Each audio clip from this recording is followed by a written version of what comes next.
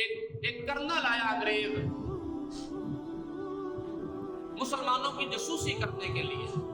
उसकी ड्यूटी ये लगी, फौजी था बरतानिया का, उसकी ड्यूटी ये लगी कि आपने तुर्की की जामिया मस्जिद में जाना है, अपने आप को मुसलमान शो करना है, मैं मुसलमान हूँ।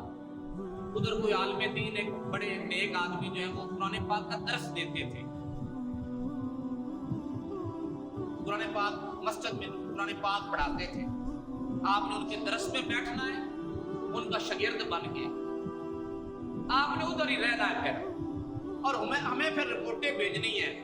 मुसलमानों के सारे जो मशवरे होते हैं, मुसलमानों की जो सारी उनकी सोच है, उनकी प्लानिंग है, आपने उस क्लास में बैठ के तो वो सारी कार्रवाई शाम को जो वापस हमें भेजनी है।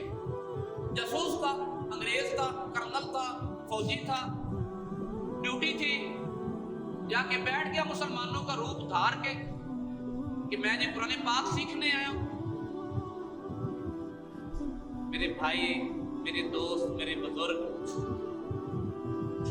कोई उस्ताद हो और फिर वो अल्लाह वाला भी हो, नेक भी हो, और उसके फिर पढ़ाने में कोई असर हो, तो फिर शागिर्द की जिंदगी क्यों ना बदले। फिर इसीलिए शागिर्दों की जिंदगी बदलती है। अगर कोई मुखलिस और खालिस कोई उस्ताद मिल जाए तो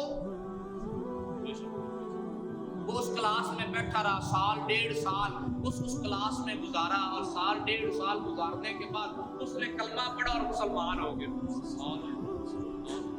वो जो जासूसी करने के लिए कर्नल आया था, फौजी अंग्रेज, जब उसने कुरान पढ़ा और कुरान सुना और कुरान समझा तो उसकी दिल की कैफियत बदली, और उसने फिर अपने आप को जो है ना वो फैसला किया अपने ज़हन में भी, नहीं, जिस जगह पे मैं हूँ वो ठीक रास्ता नहीं है, ये ठीक रास्ता तो ये है जो ये किताब फरमाती है।